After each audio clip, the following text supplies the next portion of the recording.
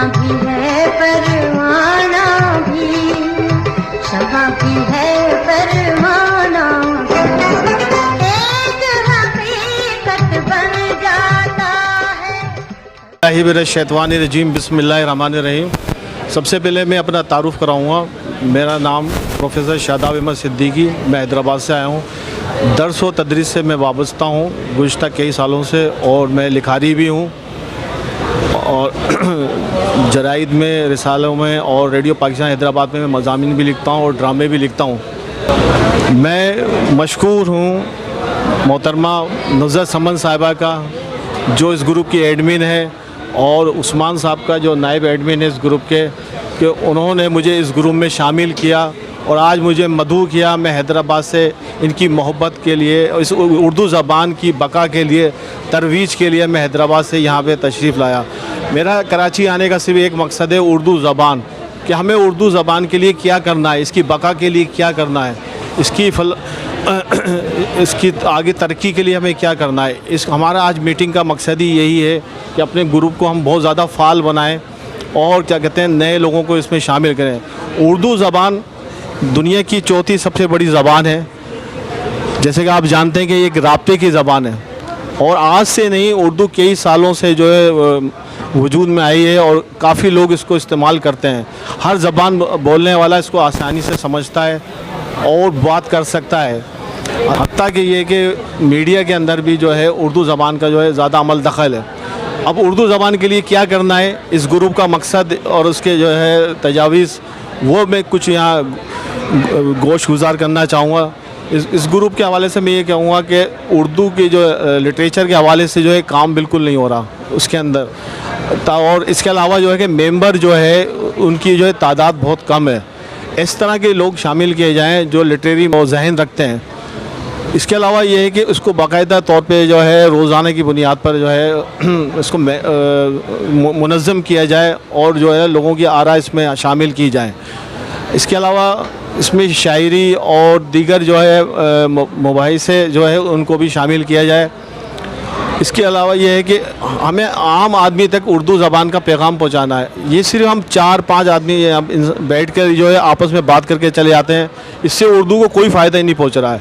आम तौर पे आजकल जो उर्दू के प्रोग्राम होते हैं, आर्ट्स काउंसिल में होते हैं, बड़े मुशायरे होते हैं, बड़े शोराए कराम आते हैं, वो अपने कलाम सुनाते हैं और वाह वाह करके चले जाते हैं।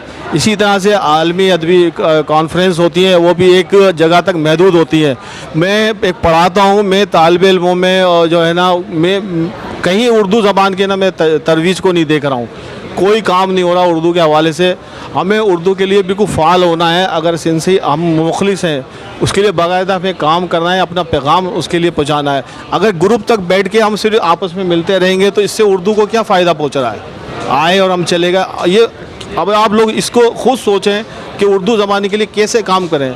अब मकसद ये, अब बात ये है कि ये है ही उर्दू ज़बान का ग्रुप, उर्दू के लिए आप लोगों ने बनाया, उर्दू के लिए आपने काम करना। अब इसके लिए सोचें, आप लाएमल तैयार करें कि मुस्तकबिल में हम कैसे कौन से काम करें कि एक आम तालिब इल्म तक। मैं कराची के और हैदराबाद के जो माहौल है उसको मैं बिल्कुल अलग समझता हूँ। यहाँ अंग्रेज़ी का बहुत ज़्यादा अमल दखल है, बहुत ज़्यादा बोली जाती है। हमारे हैदराबाद में कुछ इससे कम पोजीशन जो है, सूरत हाल है जो है। तो आप लोग अब क्या कर सकते हैं इसके हवाले से, आप ख़ुद गौर व खोज करें। हमारे दूसरे दोस्त भी यहाँ बैठे हुए हैं और इंशाअल्लाह इसकी तादाद और भी बढ़ेगी। और मैं उम्मीद करता हूँ कि ऐसे लोगों को शामिल किया जाए, लिटरेरी हैं, जो अदब से ताल्लुक़ रखते हैं, जो शगफ़ रखते हैं। बात यह है कि सिर्फ शायरी कर लेना और मज़ामीन लिख लेना, ये उर्दू ज़बान की कोई खिदमत नहीं है। एक आम हमारी उर्दू ज़बान का जो मकसद पैगाम है वो आम आदमी तक पहुँच रहा है या नहीं पहुँच रहा, इसका जायज़ा हमने लेना है कि असल ये चीज़ है। इंशाअल्लाह आइंदा जब मौका मिलेगा उर्दू ज़बान के लिए काम करेंगे आप लोगों के साथ। जब भी आप बुलाएंगे इंशाअल्लाह आपके पास आएंगे। मैं बहुत शुक्रगुज़ार हूँ, बहुत शुक्रिया अदा करता हूँ तमाम दोस्तों का जिन्होंने मेरी बात को तवज्जो से सुना। बहुत बहुत अल्लाह हाफ़िज़। बिस्मिल्लाहिर्रहमानिर्रहीम। अस्सलामु अलैकुम। मेरा नाम आयशा ख़ान है और मेरा ताल्लुक़ रेडियो पाकिस्तान से है। आज मैं जिस टॉपिक पे बात करना चाह रही हूँ वो है नशा। और हर एक ने सुना और पढ़ा होगा ये कि बहुत सारे नशे हैं दुनिया में। और इन नशों की आदी इंसान अपने आप को बना भी लेता है, और जब बहुत ज़्यादा तंग आ जाता है, उसकी ज़िंदगी बहुत ही ख़राब होने लगती है, तो फिर वो इसका दूसरे या वो ख़ुद इलाज भी करवा लेता है, इस नशे से जान छुड़ा लेता है। लेकिन इन नशों में जैसे हीरोइन है और बहुत सारे हैं, समद बॉन्ड है और दूसरी बहुत सारे नाम सुने होंगे हमने, लेकिन दुनिया का सबसे बड़ा नशा जो है वो इंसान का नशा है। और इंसान का नशा जब इंसान ही इस चीज़ का आदी हो जाता है, तो इसका इलाज जो है वो किसी हकीम, किसी डॉक्टर या किसी वैद्य के पास नहीं है, बल्कि इसका सिर्फ़ और सिर्फ एक ही इलाज है, और वो ख़ुद उसी इंसान के पास है, लेकिन वो ख़ुद ये नहीं जानता। और जिस इंसान, और आप भी इस बात को आप भी सोच रहे होंगे कि आखिर इसका इलाज कैसे मुमकिन है। तो बहुत सोचने के बाद, बहुत गौर करने के बाद मैंने ये सोचा कि अगर इंसान चाहे तो वो कुछ भी कर सकता है, चाहे वो इस नशे पे काबू पा सके या इसका इलाज कर सके, इसके अलावा भी बहुत कुछ कर सकता है। इंसान बहुत ही ज़्यादा ताकतवर है, अल्लाह पाक ने इसको एक ख़ास हिकमत के तहत बनाया है, और जब वो इस नशे का आदी हो जाता है तो इस कदर आदी हो जाता है कि इससे जान छुड़ाना मुश्किल हो जाता है। लेकिन इसका इलाज भी इंसान ही के पास है, जिसकी विल पावर बहुत ज़्यादा होगी, उसी तनासुब से वो इसका इलाज बेहतर तरीके से कर सकता है और इस नशे से जान भी छुड़ा सकता है। और आज के दौर में इंसान का नशा इतना ज़्यादा हो चुका है कि हर शख्स इसका आदी नज़र आता है, और कुछ शख्सियात तो ऐसी हैं जो कि एक माफिया की सूरत इख्तियार कर चुकी हैं, और उससे जान छुड़ाना फ़िल वक्त हमारे लिए बहुत मुश्किल है। अल्लाह हाफ़िज़। अस्सलाम वालेकुम, मेरा नाम सलमान ज़फ़र है। आज हमारे दरमियान सभी लिखने वाले मौजूद हैं। मैं भी एक लिखने वाला हूँ, पोइट्री, कहानियाँ, किस्से सब लिखता हूँ। मैं ये कहता हूँ कि लिखना जो है वो एक कला है, और ये कला और भी ख़ूबसूरत हो जाती है अगर लिखने वाला अल्फाज नहीं, अल्फाजों की सूरत में अपने एहसास और अपने जज्बात लिखे। एक छोटा सा किस्सा मेरे पास मौजूद है कि एक शायर, नौजवान शायर होता है जो कि अपने किस्से को, अपने जज्बात को अल्फाजों की सूरत में शायरी बनाकर लिखता है। उसके पास एक बड़ा प्रोड्यूसर पहुंचता है, वो चाहता है कि वो उसकी कहानी, उसकी अल्फाज, जज्बात को गानों की सूरत में अपनी फ़िल्म में ले। तो वो शायर जो है वो उसको मना कर देता है, कहता है कि मेरे जज्बात हैं, मैं नहीं चाहता कि ये शायरी जो है वो किसी फ़िल्म में पहुँचे, मैं अपने जज्बात लेके अपने पास रखना चाहता हूँ, मैं लोगों के लिए नहीं लिखता। तो उस प्रोड्यूसर ने उसको बहुत फ़ोर्स किया, उसको पैसों की ऑफ़र करी, उसके पीछे भागा कि किसी तरह ही अपनी शायरी मुझे लिखने के लिए दे दे। आखिरकार उस शायर को बहुत हैरत हुई कि ये मेरे पीछे इतना क्यों लगा हुआ है, मेरी शायरी को इतना क्यों पसंद करता है। तो उस प्रोड्यूसर ने बोला कि मैं तुम्हारी शायरी को इसलिए पसंद करता हूँ क्योंकि तुमने अपने मुँह से खुद ये बात इकरार करी है कि तुम अल्फाज नहीं लिखते, तुम अपने जज्बात लिखते हो, और तुम जिस तरह अपने जज्बात लिखते हो लोग इसको पसंद करते हैं। तो यही चीज़ है, हम लोग भी अगर कुछ लिखें, चाहे वो शायरी हो, कोई कंटेंट हो, तो हमें इस चीज़ का ख्याल करना चाहिए कि हम उनमें ऐसे अल्फाज इस्तेमाल करें कि जो बहुत ज़्यादा कॉमन ना हो, लोगों के जज्बात तक पहुंच सकें। और इसके अलावा एक चीज़ मैं ज़रूर कहना चाहूँगा कि आजकल एक ट्रेंड बन गया है कि लोग कोई भी अगर काम करते हैं तो लोग ये देखते हैं कि आजकल कौन सा काम ज़्यादा चल रहा है, और लोग उसी काम में अपनी टांग फंसाने की कोशिश करते हैं। और मेरी नज़र में ये चीज़ गलत है, ऐसा नहीं होना चाहिए। जबकि इंसान को ये देखना चाहिए कि वो ख़ुद कौन सा काम अच्छे तरीके से कर सकता है। यही एक मेरा पॉइंट ऑफ व्यू था कि हर इंसान को अपने पैशन को पहचानना चाहिए और उसी को फॉलो करना चाहिए। अल्लाह हाफ़िज़। अस्सलामुअलैकुम, मैं शफ़क़ रफ़ी हूँ। मेरा ताल्लुक़ जंग मैगज़ीन से है, वहाँ पे नौजवानों का सफ़ा करती हूँ, और आज फ़र्स्ट मीटिंग है मेरी यहाँ इस ग्रुप के साथ। मैं बस इतना कहती हूँ, मेरा ताल्लुक़ पाकिस्तान के उन नौजवानों से है, उनकी नुमाइंदगी करती हूँ जो दुबई में बसने के हामी नहीं हैं, बल्कि पाकिस्तान को दुबई बनाने के हक़ में हैं। मतलब हम इतनी मेहनत कर सकते हैं, हमारे पास इतनी काबिलियत है, इतनी सलाहियत है कि हम इस मुल्क में रहते हुए इस मुल्क को दुनिया का बेहतरीन मुल्क बना सकते हैं। बस थोड़ी सी कोशिश करने की ज़रूरत है। जहाँ तक बात है उर्दू ज़ुबान की, तो हमें इस ज़ुबान पर फ़ख्र होना चाहिए। इस हवाले से मैं सर सैयद अहमद ख़ान को बहुत फ़ॉलो करती हूँ कि उन्होंने जो है वो कोशिश की कि ज़ुबान को आसान किया ताकि हम जो है वो दूसरों की ज़ुबान समझ सकें और अपनी ज़ुबान उन तक पहुंचा सकें। तो हमें कोशिश करनी चाहिए कि नौजवान नस्ल तक भी आसान ज़ुबान, आसान तरीके से जो है उर्दू को पहुंचाया जाए। और बस मैं तो खुद अभी सीख रही हूँ, अभी इस ग्रुप में आई हूँ तो बहुत कुछ सीखूँगी कि किस तरीके से बोलना है, किस तरीके से काम करना है, उर्दू के लिए क्या करना है। मेरी तरफ से बस यही कि ये ग्रुप बहुत ज़्यादा फले फूले और हमारी उर्दू ज़ुबान बहुत तरक्की करे। हमें दीगर ज़ुबानें भी सीखनी चाहिए, दीगर ज़ुबानें सीखना ज़रूरी है और दौर हाज़िर की ज़रूरत भी है, लेकिन अपनी ज़ुबान पे, अपनी सकाफ़त पे, अपने मुल्क पे फ़ख्र करना चाहिए, क्योंकि ये मुल्क है तो हम हैं और हम ही इस मुल्क को बनाएंगे। हम इस मुल्क के सफ़ीर हैं। कहीं भी जाएं अपनी ज़ुबान को लेके जाएं, अपने आप को इस तरीके से पेश करें। हम मंदूब होते हैं किसी भी जगह जाते हैं तो कि हमारी ज़ुबान हमारा फ़ख्र हो, हमारा मुल्क हमारा फ़ख्र हो और कभी भी हमारे मुल्क या हमारी ज़ुबान को हमारी वजह से शर्मिंदगी का सामना ना करना पड़े। अल्लाह हाफ़िज़। अस्सलाम वालेकुम।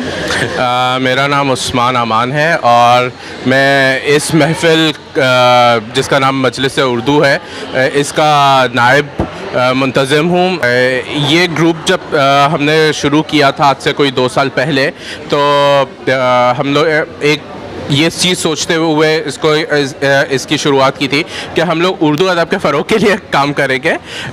पर बीच में हमने शुरू भी किया, कुछ रिसाला भी निकाला, कुछ महफ़िलें भी सजाई इस ज़मन में, लेकिन फिर ये काम कहीं बीच में रुक गया। अब हम एक अरसे के बाद दोबारा से इसी हौसले के साथ आज मिल रहे हैं तमाम ग्रुप के मेंबरान के साथ कि किस तरह से इसको दोबारा से आगाज़ किया जाए। और अभी मैं कुछ दिनों पहले थाईलैंड गया हुआ था। मैं जब भी कहीं घूमने जाता हूँ तो मेरी कोशिश होती है कि मैं वहाँ के कल्चर से, वहाँ के सकाफ़त से, वहाँ के लोगों से कुछ ना कुछ सीखूँ जो अपने मुल्क में मैं करूँ। कई दफ़ा जाने का हुआ और हर दफ़ा मुझे थाईलैंड जाके, जो कि मेरी सबसे पसंदीदा जगह है और वहाँ मुझे कुछ अपना अपना सा भी लगता है, तो मैंने इस दफ़ा जो चीज़ सीखी वो ये सीखी कि अपने काम से आपको मुखलिस होना क्या कहा जाता है। एक छोटा सा जैसे किस्सा है। हम लोग जब गए तो बैंकॉक गए पहले और 3 दिन हम लोग बैंकॉक में थे, तो वहाँ पे जो है मैंने, चूँकि उन लोगों के यहाँ चाय सिंपल एक वो ब्लैक टी होती है और मैंने उनको दूध पत्ती बनाना सिखा दी। तो फिर उसके बाद हम 11 दिन पतिया में थे। जब पतिया से वापस हम लोग आए हैं तो वेटर्स को मुझे बड़ी हैरत हुई, बगैर कुछ कहे उनको मेरा चेहरा भी याद था, उनको ये भी पता था कि मुझे किस किस्म की चाय चाहिए, वो उसी तरह से वो दूध पत्ती सर्व उन्होंने की। उनको ये भी पता था कि मुझे एसी के नीचे वाली सीट नहीं चाहिए, तो वो उन्होंने वो कॉर्नर मुझे चूज़ करके दिया कि जहाँ पे वो नहीं था। इसके बरक्स अभी कुछ अर्से पहले मेरा इस्लामाबाद जाना हुआ, जब मैं वहाँ पे एक होटल में ठहरा हुआ था, तो मुझे उनको डेली बताना पड़ता था कि भैया मुझे जो है ना तुम लोग मिक्स चाय दे दो, और उनके वेटर मतलब कि वही चेहरे होते थे, बदल भी नहीं रहे होते थे। अच्छा हाँ, इसमें मैं ये भी बताऊं कि जब वो ड्यूटी चेंज करते थे वेटर्स, तो वो अपने आने वाले वेटर्स को वो ज़रूर बता देते थे कि इनको किस तरह की चाय पसंद है, वो उस तरह से सब। मैं बड़ा इससे चीज़ हुआ। अच्छा, यहाँ पे मैंने वो पाकिस्तान में वो चीज़ नहीं देखी। वहाँ पे जो लोग अपना काम समझ के करते हैं, काश हमारी कौम में भी वो जज्बा आ जाए। चूँकि हमारी कौम जब आज़ाद हुई थी तो बड़े उससे हुई थी, जज्बात लेके हुई थी कि जी हम ये करेंगे, हम वो करेंगे, लेकिन हम लोग ऊंचाइयों की सीढ़ियाँ चढ़े। हम सबसे पहले जो है, सबसे पहला मुल्क बने एशिया का जो सैटेलाइट मिशन जिसने भेजा। हम एशिया का वो पहला मुल्क थे जिसने इकॉनमी में लीड किया। साउथ कोरिया का सियोल और बहुत सारे ममालिक के शहर जो हैं हमारे रोल मॉडल पे, कराची के रोल मॉडल पे डेवलप हुए। लेकिन आज हम कहाँ और वो कहाँ, हम लोग पस्ती मतलब पीछे की सीढ़ियाँ हम चढ़ रहे हैं, नीचे उतर रहे हैं, और वो लोग ऊपर की सीढ़ियाँ चढ़ रहे हैं। तो बस यही दुआ है कि उर्दू के साथ साथ ये मुल्क भी फ़रोग़ पाए और हम लोग वापस से उन ऊंचाइयों पर जाएं जिसका ख्वाब कायद ने देखा था। और इंशाअल्लाह आप लोगों की दुआएं रहीं तो ये ग्रुप भी और ये मुल्क भी तरक्की करेगा इंशाअल्लाह। आमीन। अस्सलाम वालेकुम। बिस्मिल्लाहिर्रहमानिर्रहीम। मेरा नाम सलमा शाहीन है। आप सुनने वालों को, देखने वालों को मेरा सलाम। अब मुझे कह रहे हैं कि मैं अपनी ज़िंदगी का कोई वाक़या सुनाऊं। ज़िंदगी के बहुत सारे वाक़यात हैं, लेकिन बात यह है कि जब आप पे अच्छा वक्त होता है तो सब आपके साथ होते हैं। जब आपके पास कुछ वक्त ऊपर नीचे हो जाता है तो सब भाग जाते हैं, चाहे वो अपने दोस्त हों, रिश्तेदार हों, कोई भी हो। मैंने हमेशा ये सुना है कि आप अपना अमल बहुत अच्छा रखें तो लोग आपके साथ होंगे, लेकिन नहीं, आज के दौर में अमल नहीं, पैसा सब कुछ है। ख्वाहिशें आपकी जितनी भी हों कि आप लोगों के साथ अच्छा अमल करें, लोगों के साथ अच्छा चलें, कुछ भी नहीं होता। मेरा अपना ज़िंदगी का तजुर्बा ये है, बस आप लोगों के साथ चलते रहिए, झूठी हंसती रहिए, झूठी मुस्कुराती रहिए, वाह वाह करती रहिए, सब आपके साथ हैं। लेकिन अगर आपने सच बोल दिया, सब आपसे दूर हो जाते हैं। लेकिन सच बोलना अच्छी बात है, सच बोलते रहिए, तकलीफ़ें उठाते रहिए। अल्लाह हाफिज़। बिस्मिल्लाहिर्रहमानिर्रहीम। अस्सलाम वालेकुम दोस्तों, मेरे साथियों, मेरे ग्रुप मजलिस उर्दू के मेंबरान, मेरे अज़ीज़ और मुअज़्ज़िज़ दोस्तों, साथियों, भाई बहनों, ये हमारा ग्रुप कायम तो हुआ था एक अच्छे मकसद को लेके, क्योंकि जो वक्त गुज़र रहा है उर्दू ज़बान को लोग बहुत नज़रअंदाज करने लगे हैं। हमारे यहाँ काबिलियत और सलाहियत का मेयार अब इंग्लिश अंग्रेज़ी बोलना ही रह गया है, और इस नज़रिए में रोज़ बरोज़ मैं देख रही हूँ कि इजाफ़ा हो रहा है। जिसने 4 लफ्ज़ अंग्रेज़ी के बोल दिए वो पढ़ा लिखा कहलाता है, और जिसने उर्दू बोला वो इस कौम का सबसे जाहिल फ़र्द है। जबकि ये हमारी बदकिस्मती है कि उर्दू हमारी मादरी ज़बान है। उर्दू के बेस पे ये मुल्क बना, और हमारे कायद आज़म ने फरमाया था कि उर्दू इस कौम की मादरी ज़बान है, कौमी ज़बान है। लेकिन कितने अफसोस की बात है कि हम अपने कौमी ज़बान को और अपनी मादरी ज़बान को नज़रअंदाज करके एक गैर की ज़बान को अपना रहे हैं, और उसी को सलाहियत और का मेयार, उसका सलाहियत का और काबिलियत का पैमाना बना रहे हैं। तो हमने इन तमाम चीज़ों को मद्देनज़र रखते हुए ये इस ग्रुप की तश्कील दी थी। चले तो थे हमारे साथ काफ़ी लोग इस कारवां में, काफ़ी लोग थे जो शुरू में शरीक भी हुए, लेकिन इस ग्रुप में सिर्फ शामिल होना ही इस ग्रुप का मकसद नहीं था। ग्रुप का मकसद ये था कि हमने जिस मकसद के लिए बनाया है, इसे उर्दू ज़बान की तदवीज के लिए हम काम करें, कुछ रिसाले निकालें, कुछ ग्रुप में ही हमारी गुफ्तगू कुछ उर्दू ज़बान के हवाले से हो। लेकिन रफ्ता रफ्ता ये चीज़ें जो है ना ख़त्म होती गई। ग्रुप के मेंबरान जो हैं वो इसको नज़रअंदाज करने लगे। बहरहाल, लेकिन कुछ लोग अभी भी ऐसे हैं जो इसके साथ हैं, इसका साथ दे रहे हैं और उर्दू ज़बान की तरवीज के लिए कोशिश हैं। उनमें हमारे प्रोफेसर साहब शादाब सिद्दीकी साहब सबसे सर फहरिस्त हैं, जो हमेशा हमारे ग्रुप में फ़ाल रहते हैं। और हम सब कोशिश तो करते हैं, लेकिन शायद हम वक्त इतना ज़्यादा दे नहीं पाते थे। लेकिन फिर भी मैं शुक्रगुज़ार हूँ एडमिन की हैसियत से उन लोगों की, जैसे शादाब सिद्दीकी साहब है, शाहीन रशीद साहिबा हैं, ये दोनों बहुत ही हमारे फ़ाल मेंबर हैं। इसके अलावा भी सीमा शेख हैं, आयशा खान हैं, सलमा शाहीन हैं, और मैं अपने और उस्मान की बात नहीं करूँगी। बाकी ये तमाम लोग जिनके नाम मैंने लिए, ये अच्छे खासे फ़ाल लोग हैं और हर मुमकिन कोशिश करते हैं कि इस ग्रुप को वक्त दे सकें। अभी हम चाहते हैं कि एक नया लाएअमल बनाएं अपने ग्रुप के लिए, और इस ग्रुप से बातों के तक ना रह जाए। हम कुछ काम भी करना चाहते हैं, कुछ नशिस्तें हों उर्दू की, कुछ मुशायरे हों, कुछ उर्दू अदब के हवाले से गुफ्तगू हो। इस सिलसिले में हम कुछ प्रोग्राम्स भी तश्कील देना चाहते हैं। इन प्रोग्राम्स को तश्कील देने से पहले हम एक लाएअमल पूरा बनाएंगे ताकि ज़्यादा से ज़्यादा लोग उसमें शिरकत करें, प्रोग्राम कामयाब भी हो, सिर्फ प्रोग्राम का नाम ना हो। इसके अलावा हमने एक मैगज़ीन निकाला था शुरू के दिनों में, पहले साल हमने कोशिश की थी कि हर साल एक मैगज़ीन निकाल सकें, लेकिन बहुत अफसोस के साथ कहना पड़ता है कि इसमें लोगों का इतना ज़्यादा ताउन हमारे साथ नहीं रहा, तो हम मैगज़ीन को प्रॉपर निकाल ना सके, बाकायदगी से निकाल ना सके। लेकिन अब हमारा इरादा है कि आगे हम कुछ और इस सिलसिले में काम करें, क्योंकि लोग वक्त के साथ साथ प्रिंट मीडिया से थोड़ा दूर हो गए, इलेक्ट्रॉनिक मीडिया आ गया है, नेट का ज़माना है। तो हम सोचे कोई वेबसाइट बनाएं ऐसी अपनी, जहां हम अपने कुछ रिसाले, मैगज़ीन, कुछ अपनी काविशें, कुछ कोशिशें, ये सब चीज़ें हम उसमें डालें। तो आइंदा हमारा बहुत सारा प्रोग्राम, तो हमारा बहुत कुछ है, और उम्मीद है कि हमारे मेंबरान हमारा साथ देंगे और हम उन प्रोग्राम्स को लेकर आगे बढ़ते रहेंगे, और जिस मकसद के लिए ग्रुप बना है उस मकसद में हम कामयाब हो सकेंगे। इसके साथ मैं चूँकि तहरीर और कलम से मेरा ताल्लुक़ है, मैं सहाफ़ी भी हूँ, मैं ड्रामा निगार भी हूँ, और मैं बेसिकली सबसे पहले बुनियादी तौर पे मैं एक शायरा हूँ। तो शेर सुनाए बगैर मुझे चैन नहीं आएगा, तो इसलिए मैं अपनी एक ताज़ा गज़ल आप लोगों की नज़र करना चाहती हूँ। ये बिल्कुल ताज़ा तरीन गज़ल है मेरी।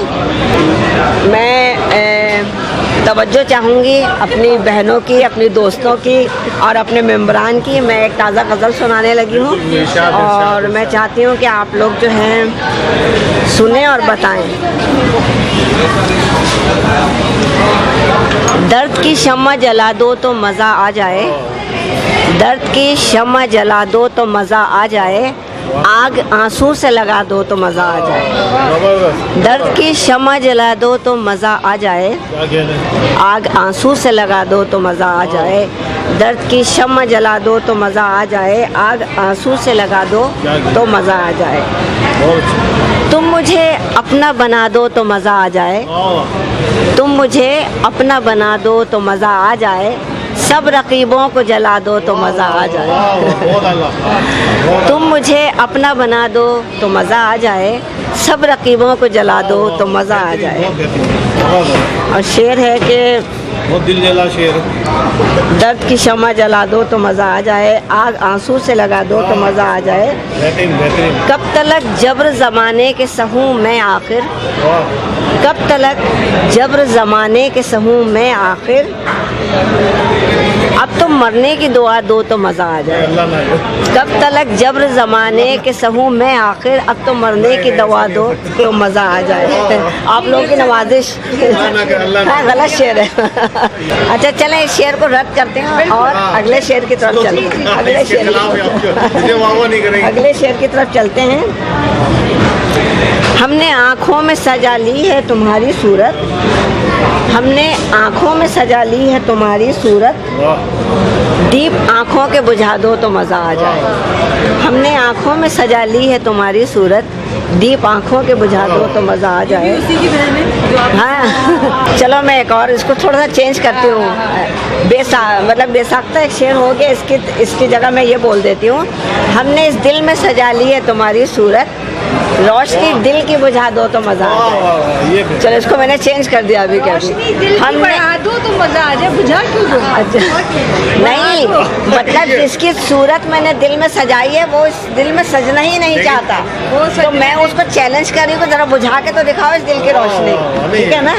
हमने इस दिल में सजा ली है तुम्हारी सूरत, रोशनी दिल की बुझा दो तो मज़ा आ जाए। भूलने का जो दिया हुक्म है, भूलने का जो दिया, एक तो भूलने का जो दिया हुक्म वो सर आँखों पर, भूलने का जो दिया हुक्म वो सर आँखों पर,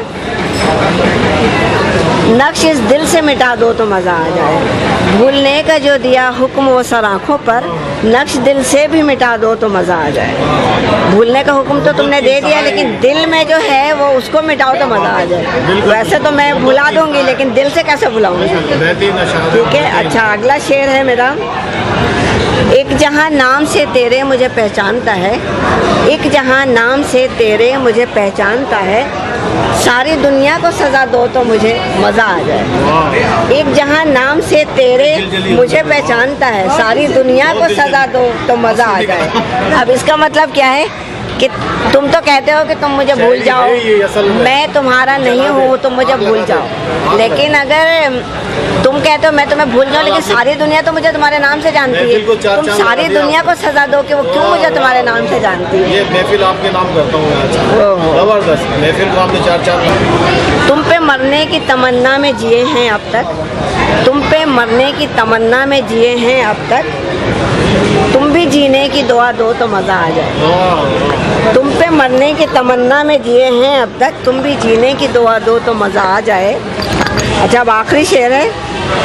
ज़ख्म सब खिलने लगे ऐसी चली पुरवाई, ज़ख्म सब खिलने लगे ऐसी चली पुरवाई, तुम उसे और हवा दो तो मज़ा आ जाए। ज़ख्म सब खिलने लगे ऐसी चली पुरवाई, तुम उसे और हवा दो तो मज़ा आ जाए। और मकता है कि उम्र भर जिसने समन तुम पे सितम ही ढाए, उम्र भर जिसने समन तुम पे सितम ही ढाए, तुम तुम उसे फिर भी दुआ दो तो मज़ा आ जाए।